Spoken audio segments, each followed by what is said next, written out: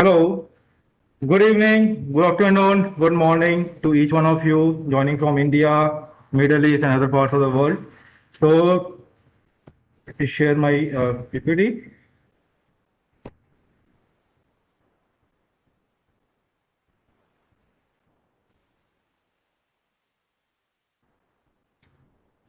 So, we welcome you to the fourth session of our biomedical engineering training course for critical care area, which we are running jointly with the support from Force Biomedical Group.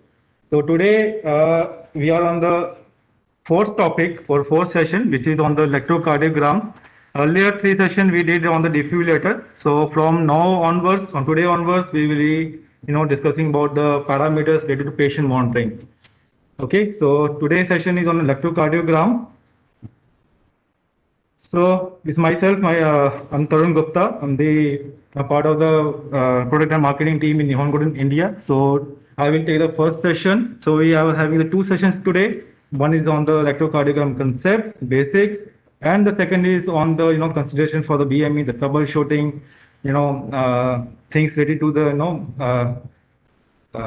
maintenance of troubleshooting of the ECG. Okay, that will be taken care by the Mr. Mukesh Thrani, who is the customer support manager in Nihon Koden India. And at last, we will discuss on the question and answers. Okay. So let's start with the first session, electrocardiogram concepts. Okay, today, so on this, we will discuss about the ECG, or purpose of monitoring of ECG, ECG acquisition, standards of ECG, algorithm in the patient monitors, and what are the parameters which we measure. Okay. So let's start with the electrocardiogram. I hope most of you know the basics things.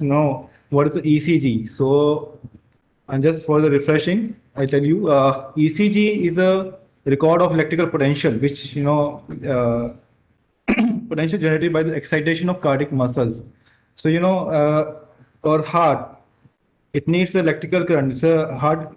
It needs to be regularly pumped. Okay, it's a pumping organ of our body. It has to pump the blood to the maintain the cardiac output so that it can the heart can give oxygenated blood to the supply the oxygenated blood to the brain and to the other parts of the body. So for pumping, it needs the electrical excitation. So it's a cardiac muscle. So it's a special muscle. So it needs electrical excitation so that it pumps. It depolarizes the muscles. So for and how it pumps, how the electrical function, physiology, or how the electrical conductivity happens in the heart. So here we have a sinoatrial node, which is called SA node. It's a natural pacemaker of the heart. So it excites, generates the ECG signal. It generates the electrical current. Okay, and here on these are the atria we are having on the the atrial. It's a right atrium. Here we are having the left atrium. Here we are having the right ventricle and the left ventricle. And over all the time, we are having the branches. You can say it's electrical branches. Okay, so our whole heart is covered by the fibers, or you can say electrical fibers, which conducts the electrical signals. Okay, and over the heart we are having the path which conducts the electrical signal. So when the natural pacemaker SA node excites the signal, electrical signal, the current passes from the over the electrical conduction branches, and it goes over the atria, and it excites the atrioventricular node also after the atrial excitation. When atrial AV node gets the signal from this SA node, its AV node works as an amplifier. Okay, so it amplifies the signal and pass it on to the left ventricle, left bundle branches, or right bundle branches, and it goes over to the right ventricle and the left ventricle. Okay, this is how the electrical signal passes over the cardiac muscle. Okay.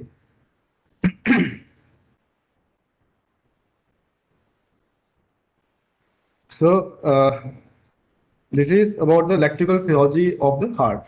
Now, the function of the heart is to pump the blood. Here you can see the key fact of the heart. So, or the normal heart rate of the adult patient of adult body is about 300 gram. Okay, heart rate of an adult patient, adult human is about 60 to 90 times per minute. The stroke volume is the amount of the blood which is pumped in a minute in a per beat, that is 60 to 80 ml. Okay, and if we take the cardiac output, so it's the amount of the blood which is pumped in a minute, right? So this is the background of the ECG monitoring. Now, what is the purpose of ECG monitoring? So the main purpose of monitoring ECG is to detect the abnormal heart rate. Okay, patients are there in the ICUs in the in the hospital. So many patients are having the abnormal heart rate, irregular heart rate. So to monitor those conditions, to monitor the arrhythmias, and to monitor the myocardial ischemia. Okay, so to detect this, we need the ECG monitoring. So arrhythmia, air arrhythmia, it means there's a arrhythmic ECG. So it can be because of the ventricular fibrillation, tachycardia. Okay, any abnormality in the ECG cycle because of the electrical conductivity, that is called arrhythmia. Okay, and if there is any changes in the ECG waveform because of the or cardiac muscles that do need the oxygen supply also to pump, is a fuel. Okay, if oxygen supply to the cardiac muscle has been stopped, so that condition is called myocardial ischemia. Okay, and the so myocardial ischemia is also detected by the ST elevation or depression in the ECG cycle. So it's very important to see the changes in the ECG cycle, and we need to pay attention to the waveform. Now, in the hospital, in the in the OR or in the ICU, where do we need to measure the ECG continuously? Okay, so like in the anesthesia room or in operation theater, we are giving the anesthesia drugs to the patient. Okay, and we are giving some muscle relaxant, and effect of surgery also. Patient may have they are scared from the surgery. Okay, so because of that, heart rate can increase. So there is a chances of changes in the ECG cycle, and arrhythmia may occur. In the ICU, patient is sick. The cardiac patients are there, like in the CCU. In the normal ICU, patients are sick. Their metabolic changes are happening in the body. So it's important to measure the ECG of those patients. Okay. Now, how do we measure ECG? For measuring ECG, we are touching the electrodes. Okay, so we are touching basically we are touching two electrodes, and we are measuring the potential difference between those electrodes. Okay, like it's a positive, negative is there, so we are measuring the potential difference between these two electrodes. And there are the three systems of measuring ECG. There's a 3-lead ECG system, 6-lead ECG system, and 12-lead ECG system. So we will go one by one. Okay, we will discuss on this in later slides. So 3-lead is a very basic method, and it's based on the Einthoven triangle. Okay, I think most of you are biomedical. You must have studied in the classes about the Einthoven triangle, right? So Einthoven triangle is it's an imaginary triangle. It's an equilateral triangle. So where we are having 3 electrodes we are attaching: left arm, and the left leg. Okay, and we have by convention we are given the pole, so bipolar. So we are giving the positive, negative to the both the electrodes. Now, for example, if we are measuring the first lead, in the first lead, the positive electrode is on the left arm, and the negative electrode is on the right arm. Okay, same for the second lead. The positive electrode is on the left leg and the right arm, and for the third lead, it is on the left leg and the left arm. So if we are measuring the potential difference between RA and LA, so that is will be between the first lead, right? So this is the Einthoven triangle, and if we divide, if we broke apart or collapse this Einthoven triangle into the axial reference system, okay, then R to LA, okay, so negative to positive, so it will become the 0 degree, okay. So axial reference system is a universal, system of interpreting the ECG. So first lead is at the 0 degree, and if you see RA to LL, so it's about the 6 plus 60 degree, and the third lead is at the plus 120 degree. Okay, so this is a standard axial reference system for bipolar leads, and there is a universal rule for ECG. The wave of depolarization heading towards the positive electrodes, it will produce the positive deflection in the ECG waveform. It means if from the sinoatrial node, the signal is traveling to the AV node over the atria, if it is going from this direction, the depolarization towards the positive side, so there will be a positive deflection in the first lead. Or if it is going parallel to the second lead from sinoatrial node to downwards this way, so it will produce a positive deflection in the second lead. If it is going to the opposite direction, like it's a hard 3D structure, if it is going on the backward direction or sidewards, like first lead it is going to back this side, then it will produce a negative deflection in the ECG signal. Okay, so this is the normal ECG waveform for first, second, and third lead. And you can see, I will show the next slide. Let's take the example of second lead. So here you can see how the electrical signal, cycle ECG PQRST forms. Now, you remember I told you in here that there are two electrodes are there, negative and positive. So let's take the negative here and the positive here. Now the excitation is traveling from the from the P wave from the sinoatrial node over the atria, so it will produce the positive deflection. Okay, so once it reaches the atrial deflection, the P wave will form, and when the depolarization will travel over the atria, so atrial will contract. Okay, and we will get the P wave form here. So positive deflection here. Then after some 20, gap of 20 milliseconds or something, so then the signal will reach the AV node. From the AV node, the electrical signal will get amplified and will travel to the bundle of His.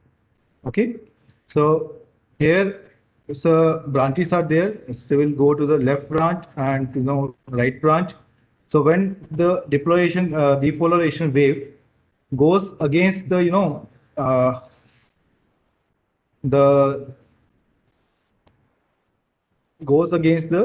this way,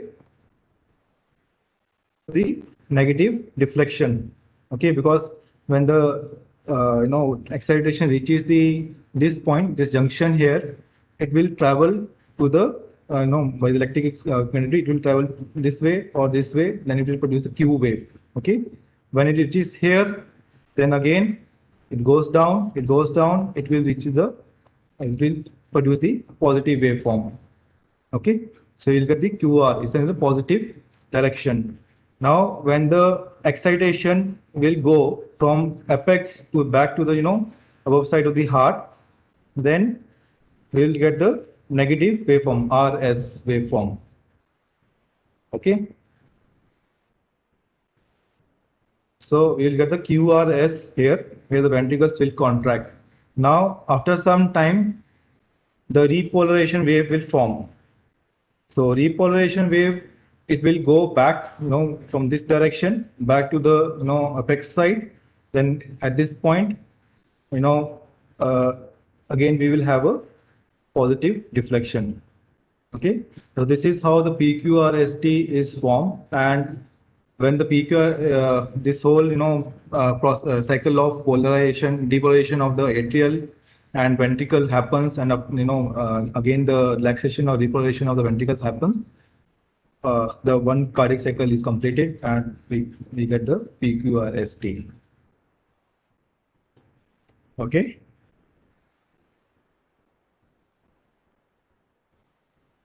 Now here you can see now in a more better way. Here, in this waveform, you can see the P waveform, it denotes depolarization of the atria, okay, when an SA node triggers the signal. Then we are having the QRS waveform, it depicts the depolarization of the ventricles. Then we are having the T wave here, and ST segment, it shows the beginning of the ventricle repolarization, and the T wave is formed when ventricles are repolarized. Okay, so these are the duration of each waveform. And if you want here, if you I can in the color we have you can see color demonstration. This is the PR interval. So atrial depolarization, then we are having the ventricular depolarization, and ST is when the ventricle starts polarization, repolarization. So when ventricle starts relaxing, and the T wave is formed when ventricles are relaxed. So this is about the how the ECG waveform is. We get the ECG waveform, the ECG. Okay. Now we use 3-lead ECG monitoring. So it's very first it's very easy to attach the 3 electrodes. The advantage is this: we just need a 3 electrodes, okay, for monitoring the ECG, and it's we get for the second lead we get almost most of the arrhythmia detection we do with the second lead, and for defibrillation, for cardiac cardioversion, the ECG 3-lead ECG is sufficient. But the disadvantage is that for detecting the myocardial ischemia in the specific part of the coronary artery, on the specific part of the backside of the coronary artery, on the left side of the coronary artery, we need more number of ECG leads. Okay. So for monitoring more number of leads, we attach one more electrode, that is a neutral electrode. We attach over here. Okay, and these are the augmented leads. So it's a AVL, AVR, AVF we get. So these are the unipolar leads, and because there is a single positive electrode. Okay, so for example, if you are talking about the AVR, AVR is reference to the AVL and AVR. So positive electrodes for these augmented leads for AVL is located in the left arm. For the AVR is on the right arm, and the left leg is on the AVF. Okay, and space on the axial reference system, if you see, AVR is at around minus 30 degree. Okay, and AVF is at the plus 90 degree, and AVR is at the minus 150 degree of the in the axial reference system. The P wave atrial contraction, see, it goes this way, is perpendicular to the minus degree, this AVL. So we get the negative waveform here because it is moving away. Depolarization waveform is moving away from the AVL, so it's showing negative, deflection in the ECG waveform. In the AVL, you can see AVL.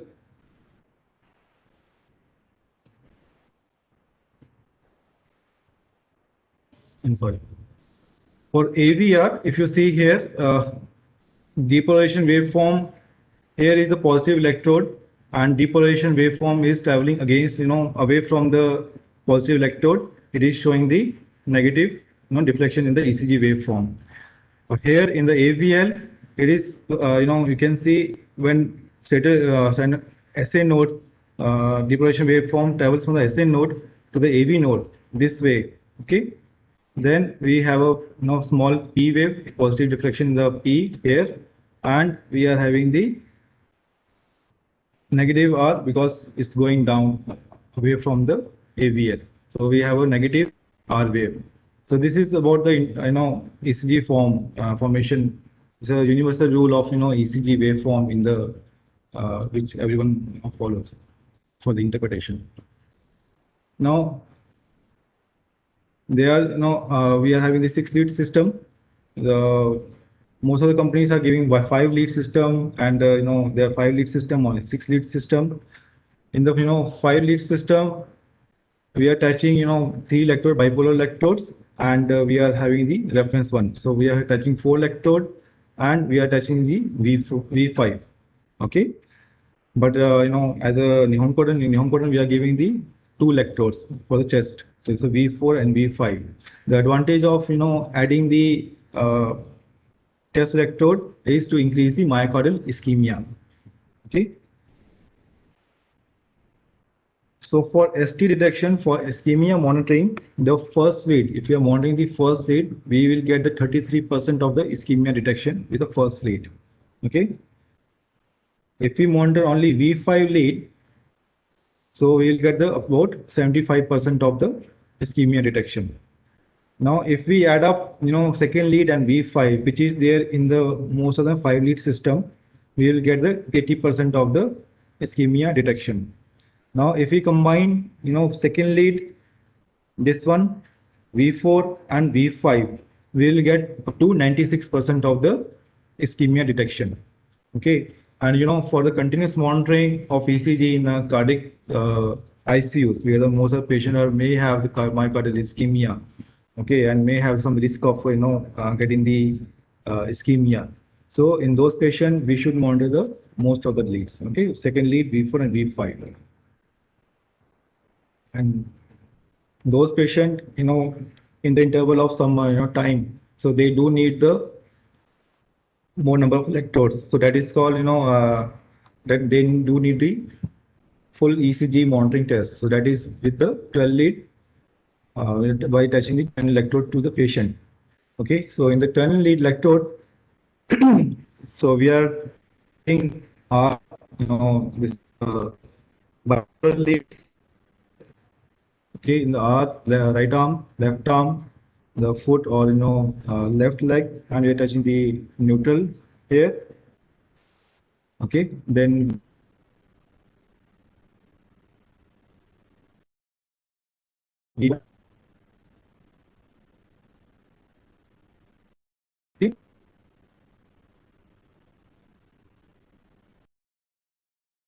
and here, so the sternum is here. Okay, and our heart is just beneath the sternum. V1 we attach to the right of the sternum. Okay, at the 4th intercostal space, the 4th rib and 5th rib. So we attach over here in between the 4th intercostal space. V2 we attach on the left side of the sternum at the 4th intercostal space. Then we attach the V4 here, 5th intercostal space. Then between the V4 here and V6 at the mid-axillary line at the 5th intercostal space. So this is the placement for the standard placement for the 10 lead ECG. And with the 10 lead, we get the 12 lead ECG. Remember, by just adding the neutral electrode, we get the augmented leads also, AVL, AVR, and AVR. So it's a 12 lead ECG we will get. Now, with the standard limb leads, the bipolar leads and the augmented leads, they give the information of the frontal plane of the heart, means the front side of the heart. Okay. When we are attaching the 6 positive electrodes, so these are the chest electrodes, the positive electrodes, so unipolar electrodes. So we are attaching over here. It requires electrical connectivity on the perpendicular to the frontal plane. Like this, the heart is here. So this electrode measures the ECG from the perpendicular to the heart. Okay. And the principal wave of depolarization which travels towards the electrode, positive electrode, in the waveform, it will show the positive deflection in the ECG cycle waveform. Okay. For example, if V1 is here, just take the example of this, positive deflection. So there will be a positive, depolarization waveform has traveled to the V1 electrode. So we'll have a positive waveform. And if you see here, the V1 to V6 are electrodes are attached in this way. So V1 to V2, now this electrode is its ventricular region. If you see, it's the anteroseptal region. So the septum is here, this is apex, and this is the lateral part of the ventricle, which is lateral side. So V1 and V2 is attached over here. Okay, so anteroseptal part of the ventricle. V3 and V4 is at the anteroapical part here this way, and V2, V5 and V6 is anterolateral. So if you see the polarization wave, depolarization wave travels from the atria to the ventricle. Okay, so this goes this way. Okay, so we'll have a maximum waveform here, maximum positive deflection here. QRS is, you will get better QRS in the V5 and the V4 and V6. So there is one question I just saw, why V4 and V5? Because we are getting the maximum waveform here of QRS and ST segment. You can see better ST segment here in this side. So that is why we are measuring the ST segment of V4 and V5, and we get maximum information of the myocardial ischemia. So when we are attaching all the electrodes V1 to V6, we get most of the information of the blockages in the or you can say myocardial ischemia over in the coronary arteries. Okay, so this is a standard LDDC test. Now talking about the what type of arrhythmia analysis system we have having in our patient monitors. So in Nihon Kohden monitor, I will talk about the Nihon Kohden algorithm. This is the EC1 arrhythmia analysis system we are having in our monitors. Okay. So before moving to to the analysis system, I will just talk about the arrhythmia detection. So this EC1 arrhythmia analysis system, it detects most of the arrhythmias in the what's happening to the patient. Is there any arrhythmic waveform? So arrhythmias are divided into basic and the extended type in most of the patient monitors. So basic arrhythmias are asystole, VF, VT. VF stands for ventricular, fibrillation, tachycardia, VPC run, bradycardia, couplet, bigymi, BPC. So these are the basic arrhythmias. Then we are having the lethal arrhythmias. You can say extended arrhythmias, or you can use the word as advanced arrhythmias. So these are more waveform arrhythmias detection are added. So pause, trigymi, irregular RR, multiform, bigymi, prolonged RR, no pacer pulse. No pace pulse, no capture is there. So these are the advanced arrhythmias. Okay. So whenever there is a change in the ECG waveform, okay, from the normal, so there is some type of arrhythmia is there. Okay. If the rhythm is not normal, it means some arrhythmia is there, right? And it can be of any of this type. Very common, arrhythmia is ventricular premature complexes. Okay, and in our patient monitor, in most of the patient monitor, it is shown on the screen. And these ventricular premature complexes, so VPC. The other names for this is a premature ventricular complexes, ventricular extrasystole, or ectopic heartbeats. So this is very common thing in the to the patient, and even the healthy person may have one or two VPC. Okay, but one single VPC doesn't pose any danger. If this VPC count is running one or two in a sequence, then it's a problematic. And depending on one VPC has come, or two has come, or three has come, then the rhythm is called as bigymi, trigemini, or quadrigemini, right? And if there is a three or more ventricular premature contraction, means when ventricles has prematurely contracted because of extra electrical connectivity, it has prematurely contracted, so it may pose some direction danger. If there are 3 or more PVC, so it may lead to the ventricular tachycardia. Okay. It's important to measure, to know how many VPC a patient is having. Then there's a QTC and QSD measurement in the patient monitors. ST, I told you, ST measurement we do in the 6 lead. So ST elevation is to know about the myocardial infarction. If patient is having myocardial infarction, then from the ST elevation, the cardiologist or the clinician may know what the myocardial infarction patient is having, in which lead, in which part of the heart. Now there are the other segment, PQRST, QT segment, and QRST measurement the patient wanted to do. QT is a measure from the beginning of the QRS complex till the end of the T wave. Means whole ventricular depolarization and the depolarization, ventricular contraction and the ventricles relaxation.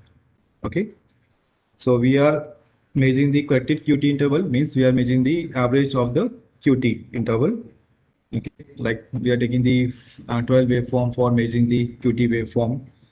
Then we are measuring the QRS duration. Okay, this is measured from the beginning of the QRS complex till the S segment. It means we are measuring the QRS is stand for ventricular depolarization. So we are measuring the how much time a ventricle has taken in the contraction. Okay. And what's the importance of measuring the QTC QRSD is, if there is a prolongation in the QTC interval, it may lead to the ventricular arrhythmias, or you can say tachycardia. So it may lead to the, if there is any increase in the wide QTC interval is there, the prolongation is there, so it may lead to the tachycardia. Same for the QRSD. So if QRSD is increasing, so it's an indicator of morbidity or mortality. And in some cardiac cath lab, in cardiac synchronization therapy, when patient is placed with a pacemaker, so in those patients the QRSD is very important to measure. And it is shown on the screen here. So if you see the patient monitor screen, so you will get the heart rate, which is calculated from the RR interval, the ST segment, or you can see the QTC. If you don't want to see the QTC, you can select from the VPC or QRSD, you can select. Now how the ECG is acquired and is processed in the patient monitor. So here we are showing the EC1 analysis algorithm. So you can see from starting from this side, input. So we are getting the input from the patient. So here we are having the processor, we are having the ECG filtering block. So it will filter out all the noise from the ECG, like hum noise, or if patient is moving, so they must be having the EMG noise. So patient will this filtering will move the EMG noise or AC noise. It's a this is the function of this AC filtering to move all the noises, and then it will pass on the signal to the next block. Here we are having the ventricular fibrillation, so it will send to the ventricular fibrillation. A patient may have that noise, maybe ECG signal may have the noise is maybe of ventricular fibrillation. So that signal is transferred to the ventricular fibrillation. It will detect the whether the patient is having fibrillation or not. The signal is also transferred to pulse spacing pulse detection module.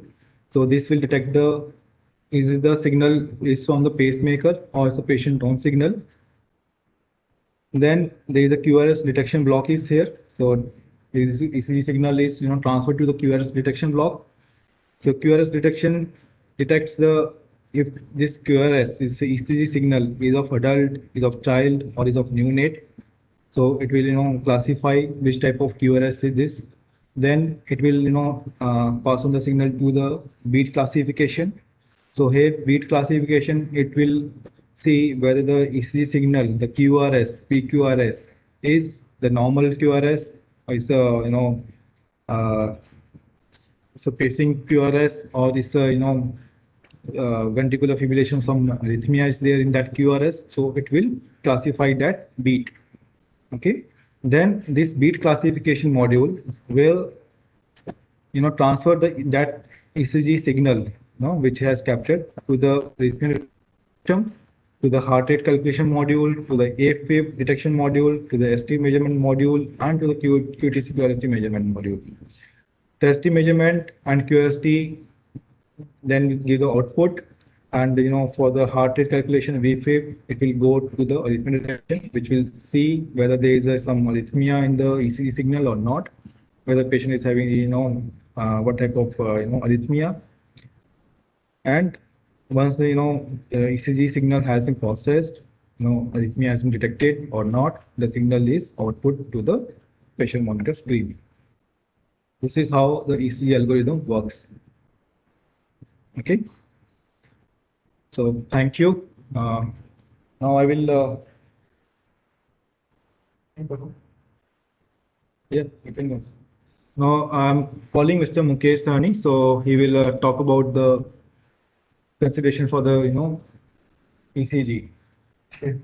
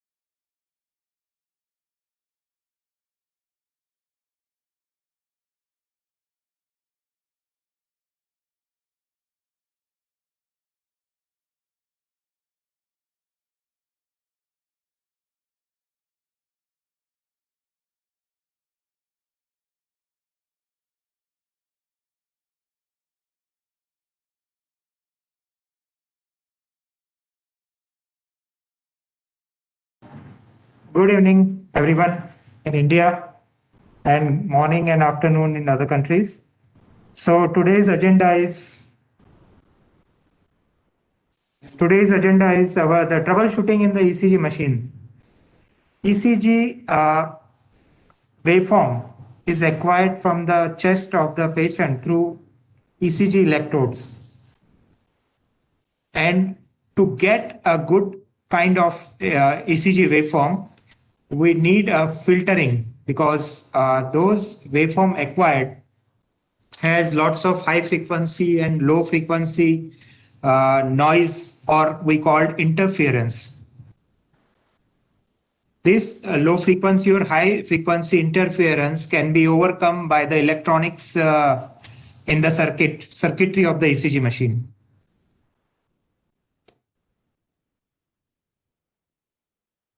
Now we can see how we can reduce the noise through various filter selection.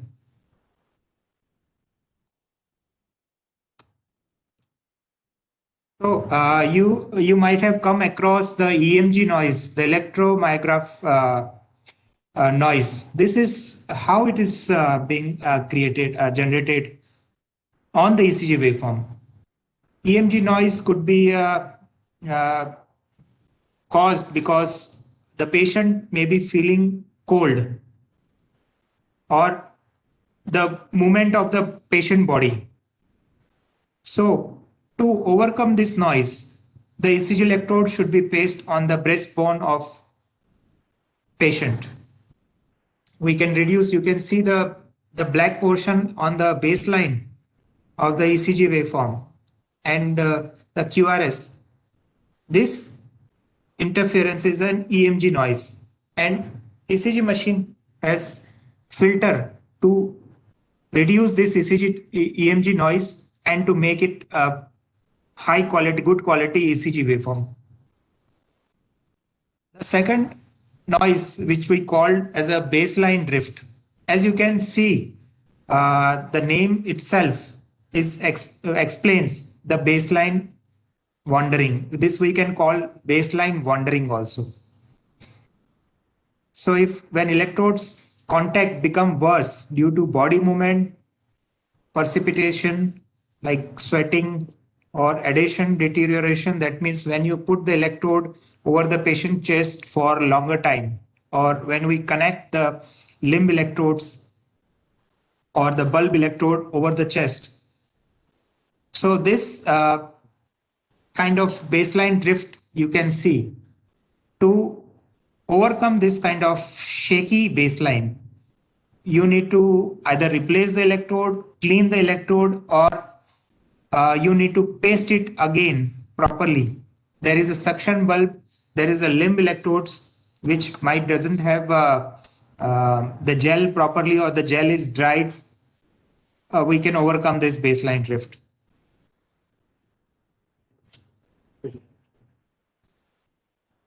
The same baseline drift is applicable to patient monitors also. So in patient monitors also, when you connect ECG with a disposable kind of electrode, just check the dryness of the electrode, reconnect or remove the gel electrode over the patient chest. You can overcome this kind of baseline drift. This is hum noise, which mostly you can generate also. This to understand what is hum noise. Hum noise is basically created because of AC line failure. That means the earthing is not proper. It could be some cable crosses the ECG patient cable. The ECG patient cable is connected to the patient, and if any AC power cord cross it like electrical blanket to that patient cable, you will get such kind of hum noise, which can be easily removed by correcting the AC line with a proper grounding and replacing the electrode. So now we see the electronics behind this, reducing this kind of noise. So the ECG machine has various kind of filtering. The low cut filter, as we might have studied in our college in engineering, what is low cut filter? The low cut filter stands for the frequency, the low frequency at which the gain is maximum, and above that frequency is attenuated, or it cut by the electronics inside the circuit. Similarly, we have high cut filter, in which the high frequency is cut by the amplifier inside the circuit.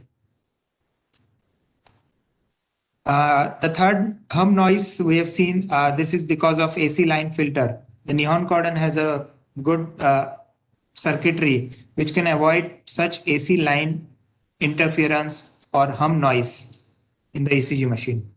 As you can see, the comparison for various ECG machines in the market. We might have come across dithermy or other ESU kind of noise. We can avoid such ESU kind of noise by applying an adaptive filter, which is always available inside the machine. But some frequencies, because we can overcome some frequencies through filtering. But this adaptive filter, which isolate the power unit with the acquisition unit. As you can see, there is a acquisition unit and a grounded circuit, the power unit. The power unit gets the AC supply, and then it transform the AC to DC, and then the transformer is used, the photocoupler is used to isolate this high frequency noise. As you can see in dithermy or electrocautery, in which the bipolar or monopolar cauteries have the high frequency because it needs to cut the skin of the patient. So at that time, if you get some ECG noise, we need to ground the dithermy separately with the ECG machine ground. And that ground or the adaptive filter already available inside the machine can do that work.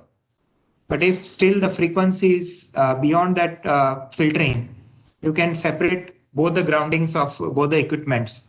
Usually it happens in OT because the ECG we take in OT also, and the diabetes.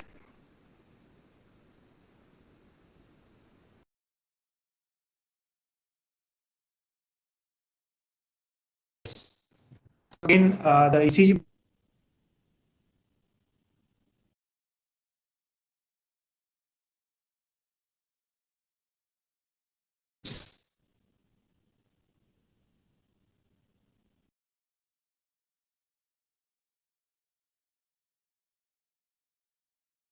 person only. In case Neon Cordon, you can call them or customer. Thank you for listening. Back to Tarun. Thank you, Mukesh san.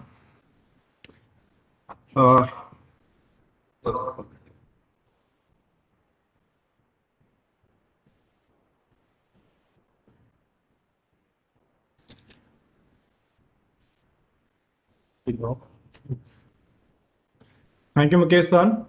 You and share. Now it's time to have a question and answers.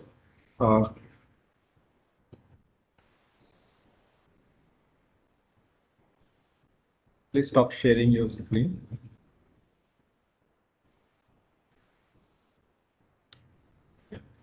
Thank you. Now we have some questions. It's from Deepsmita Mondal. Sir, does Cardiofax M have any facility of an external ECG? If yes, what is the external ECG?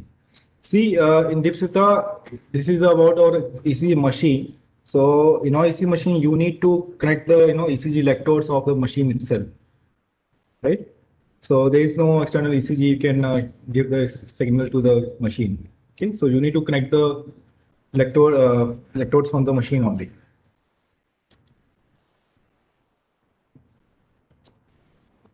There is one question from Aisha. He's asking for ICU, do I need to be an ECG? Do I need to have ECG separate device with the monitoring devices? See, in the patient monitor, you are monitoring 3 lead or 6 lead in the continuous monitoring mode. Okay, so you are just monitoring it for the arrhythmias, or you are just taking the ST segment, watching the ST segment of V4, only few leads only. Okay, so in the case the patient is a cardiac patient, so there is a protocol also in some hospital, and there is need also for the cardiac patient to know if there is any development of the myocardial ischemia. Okay, so for diagnostic ECG test, we need to have a separate ECG machine, 12 lead ECG machine also. For continuous monitoring, the 3 lead and 6 lead ECG is okay, but for the diagnostic monitoring, to know more about the overall heart, the information of overall the heart, we need to have a diagnostic ECG machine. So we do need a separate device.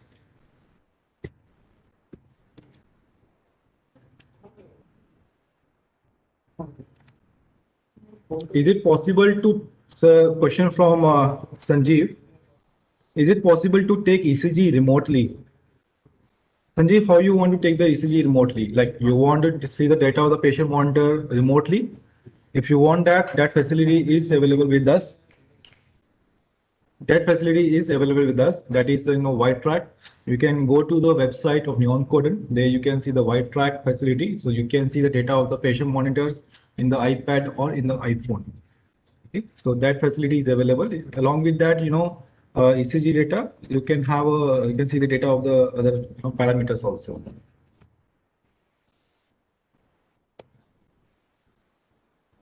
So it's a question from Mr. Mahesh. How to reduce if we see AC drift in the signal? Mainly variable acquisition ECG module.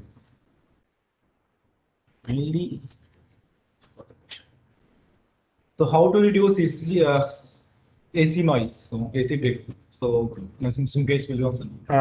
Yeah, so AC drift or baseline drift. Usually it is not AC drift, it's called baseline drift.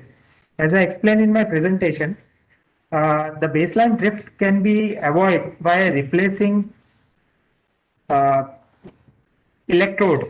It could be a dry electrodes, it could be a hairy skin over the patient, and because of low impedance, high impedance, the AC drift appears. And this can be overcome by removing the hair of the patient skin, and applying good electrodes with gel. Thank you.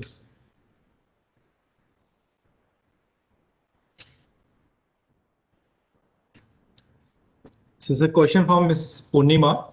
Is it mandatory to plug out the charger while recording ECG? Will it cause any power line interference? See, Purnima, if there is a earthing noise in your ECG, in your plug, in your sockets, then there is need to unplug the socket or pause from the socket, okay, to minimize the noise. Then it's better to take the ECG if you are using ECG machine. So it's better to take the ECG on the battery. So if there is no problem, there is no earthing issue with your power in your hospital, then there is no need to unplug the charger from the recording or the socket.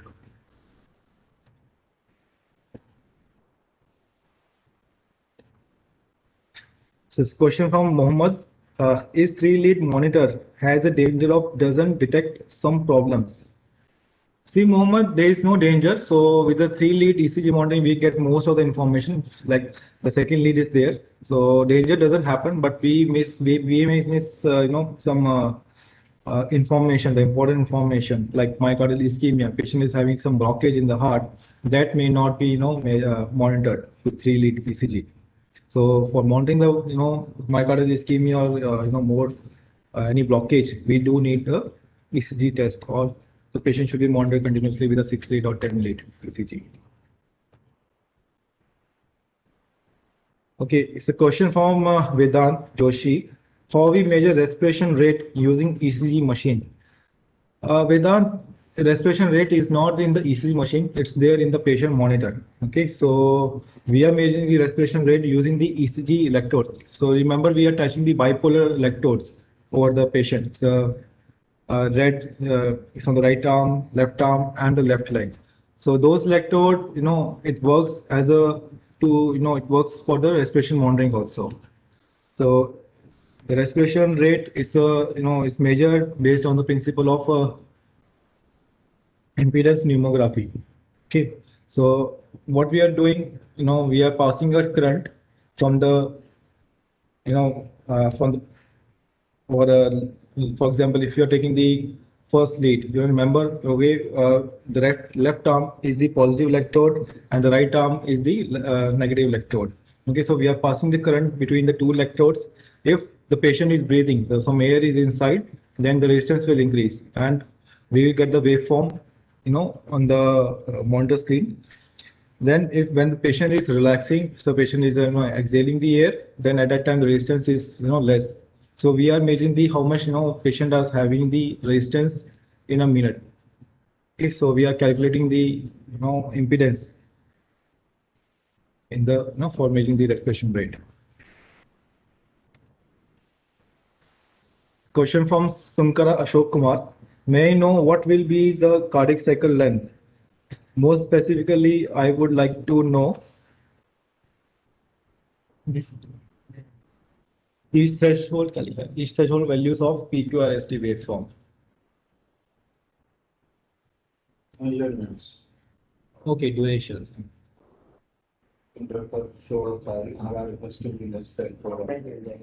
See that it.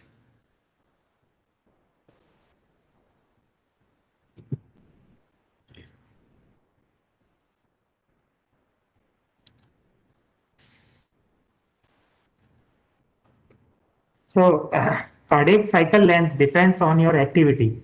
Normally, the QRS, what we call the heart rate, is 72 beats per minute for a normal patient. But it depends on what activity or what problem is inside is in the patient, and that depends on the activity, because when you are climbing stairs or when you are running, the cardiac cycle, what we call heart rate, will be more.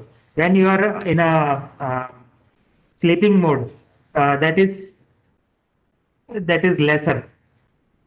So that cardiac cycle. And about QRST waveform, it's just a calculation that we can easily get it uh, from any ECG manual or ECG study material, because it will be around 0.08 to 0.10 second Normally. normally.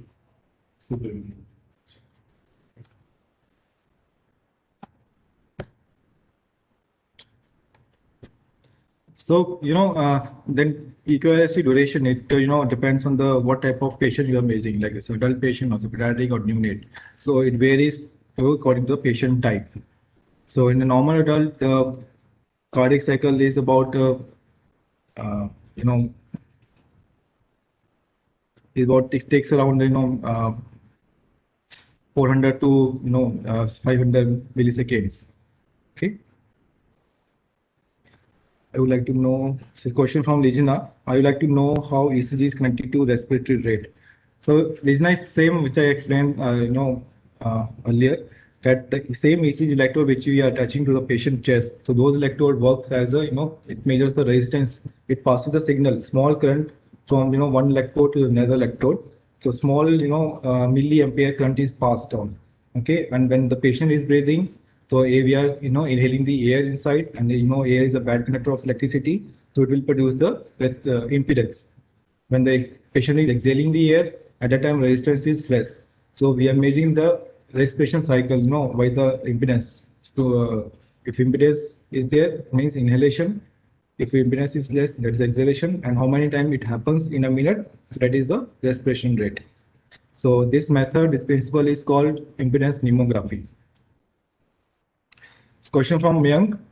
Usually we use 3-lead ECG with defibrillator. Why can't we use 5-lead? See, Mayank, we do use 5-lead ECG also with the defibrillator, but for the emergency use, for the cardiac massage, cardioversion, or giving the measuring the ventricular fibrillation, 3-lead ECG is sufficient. Okay. In case you want to monitor the ST segment of the V4, V5, then in that case 5-lead is monitored. In some cases 12-lead is also measured with the defibrillator. I think we have explained in the last session. Question from Mr. Arun. How many types of leads used in ECG machine? See, Arun, in ECG machine we are doing the diagnostic test.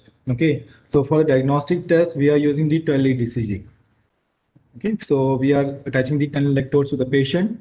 So it's a minimum. Then to know more, with a 12-lead ECG, we are getting the information of the front side of the heart, the frontal plane only.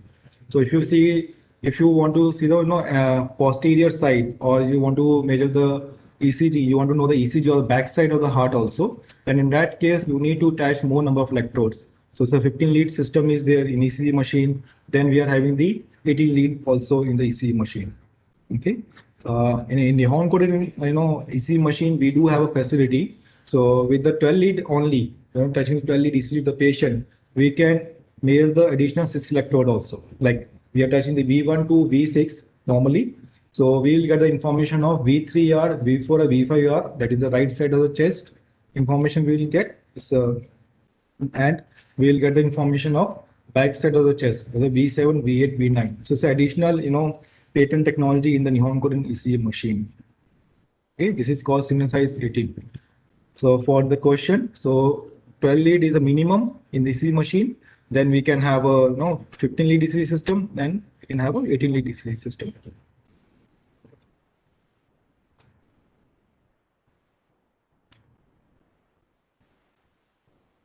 Question from Mr. Parveen. Can we believe smartwatch ECG? See, that smartwatch ECG, that those are consumable products, so you cannot use those products for diagnostic purpose. So it's good to have those products to know about the how your heart rate. So those mostly are measuring the your pulse from the from your heart, from the your wrist. Okay. And in the ECG, we are attaching the electrodes, the more gold standard way of measuring the ECG. So smartwatch ECG, I think, I mean, I may not answer. No, I am not in the position to answer this question. But those ECGs should not be used for the diagnostic purpose.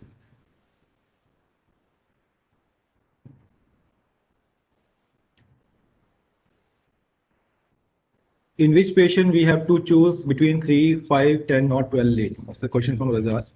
See,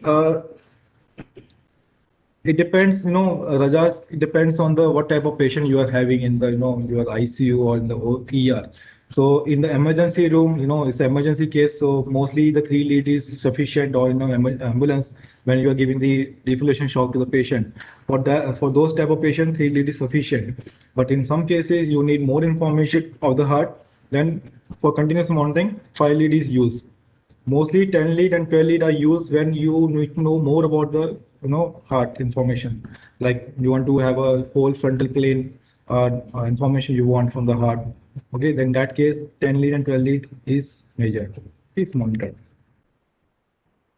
In ICU, mostly 5 lead system is used because patient is sick and patient may have a issue with the myocardial ischemia or some.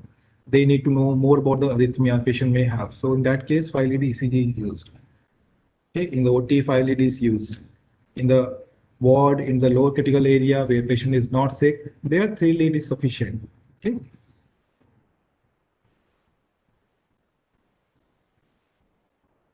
This question from Mohammed Shebli. Can we solve the drift by changing and solving programming and effects on the detector? Can we solve the drift by changing and solving the programming and effects on the detector? I think you're talking about the programming, this software of the ECG, right? Algorithms. And the effects on the detector, I think you are talking about the some filter inside. Yes, you can, Averaging techniques. Yeah, you can use most of the averaging technology I show you or algorithm, right? So our algorithm works in the combination of hardware and software. And that algorithm removes most of the noise, most of the drift noise from the ECG signal.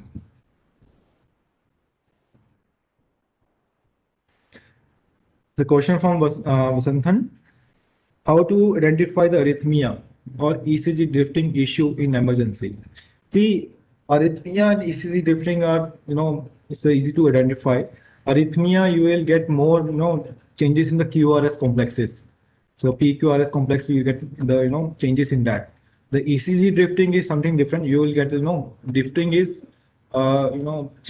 change of the ECG signal from the isoelectric position. ECG signal, if you have seen, it moves in a single in a single line. If there is change in that, deviation is there in the ECG signal, that is called ECG drifting, and that happens because of the some EMG noise. And I think that is easy to rectify. And so a lot of ECG, the challenges reside in patient preparation. And in most situations, in various markets, the ECG is done by removing body hair, getting oil and grime and grease off the body, scrubbing it with a grizzly paper, and making sure that the contact between the gel and the body is very tight. However, in some places, the patient preparation, either depending due to the situation of the patient, is not done properly, and then you have all these challenges of noise, of contact, of baseline shift, and several other things. So at the bottom of every ECG signal acquisition, you need to go back and check on the patient condition. Has the body hair been removed? Has it been prepped with isopropyl alcohol? Has it been sanded down? Has it been dried? And then ensure that in a ICU situation, the ECG electrodes are not used beyond 24 to 48 hours. If you maintain this rhythm, you will realize that your quality of ECG will go up significantly. Good.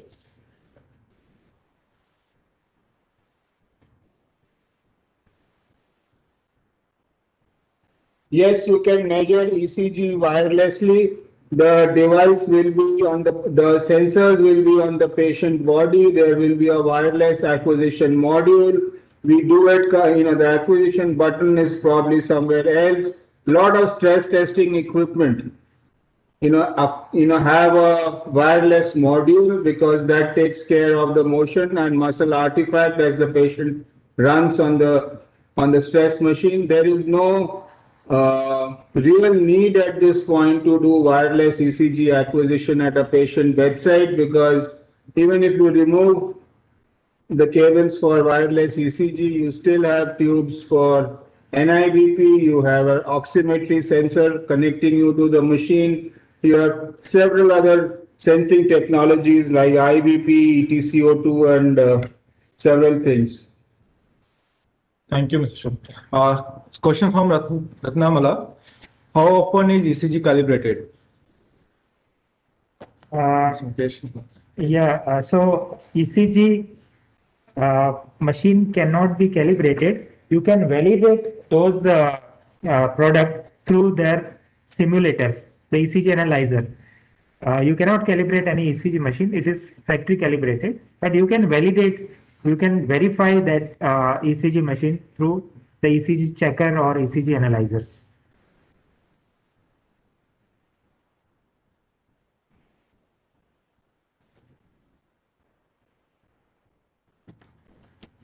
Thank you.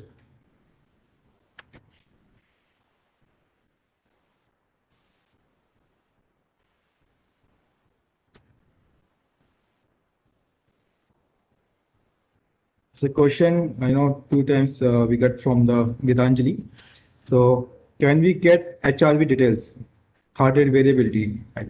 So Gitanjali, heart rate variability is not there in the patient monitors. Okay, it's not important. So it's a new parameter. So it may come in our patient monitor, but right now it's there in the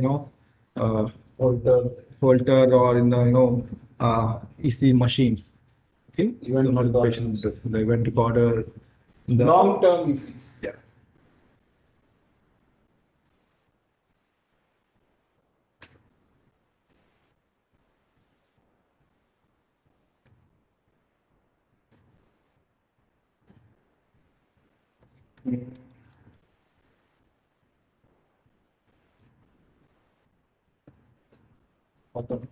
I think so. We have some question in chat box.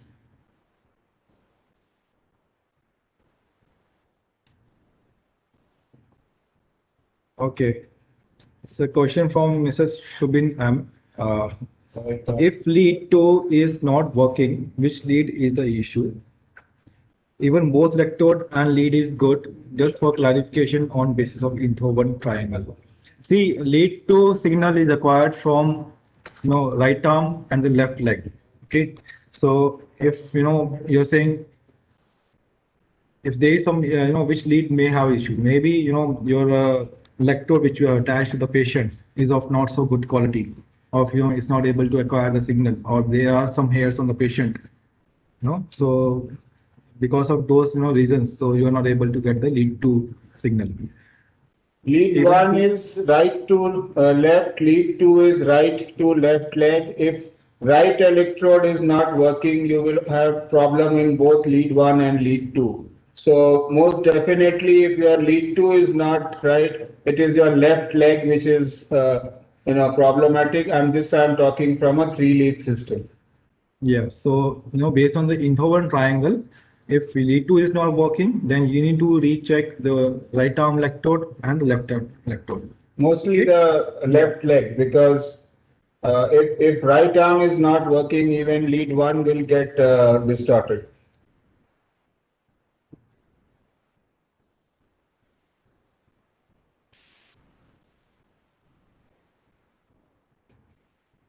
So question from Siakul Irfan Mohammed Ishaq. So if we place the electrode on bone, can we get accurate ECG signal? Yes, you will get the electrode, ECG signal from the, if you attach the electrode over the skin. So skin works, it's the skin acts as a conductor. Okay. So you will get the ECG signal. There are broad positions for your electrodes in patient monitoring. Okay. You have to refer to the picture, and in monitoring, the electrodes are placed very differently than a diagnostic ECG of a device. So the top right and left clavicular area of the shoulders would accept those are the good windows for putting in ECG electrodes. Now, it's not that you put it on bone from top and you put it anywhere. There are predefined intercostal spaces and windows which allow capture of ECG signals. So while you put V1, V2 on between the third and fourth intercostal spaces in a diagnostic ECG, when you move on to a monitoring platform, when you use three lead system, there are predefined places. You just can't put them wherever you feel like. Okay. Thank you. So question from Deep Smitha model. Can 3-lead and 5-lead ECG lead monitor 12-lead ECG? See, with the 3-lead, you cannot monitor 12-lead ECG, and with the 5-lead also, you will get, you can interpret the 12-lead ECG from 5-lead ECG system, but you will not get the, proper ECG, and you cannot use it for the diagnostic purpose. There are some manufacturers of patient monitor, they can provide you the 12-lead. Question from Navya. What can we do when there is a noise even if the electrodes have been replaced with the new ones and the patient movement is minimal? So I'm transferring to Mr. Mukesh. Noise even if electrode is replaced with the new one. So in my presentation, I've shown various kind of noise. So some maybe because of the hum noise, which is because of the AC line interference. Some may be a drift drift noise. Some may be of ESU noise. ESU is a electrosurgical unit noise. That is, I mentioned diathermy or cautery. There are various variety of names for diathermy, electrosurgical unit, or cautery.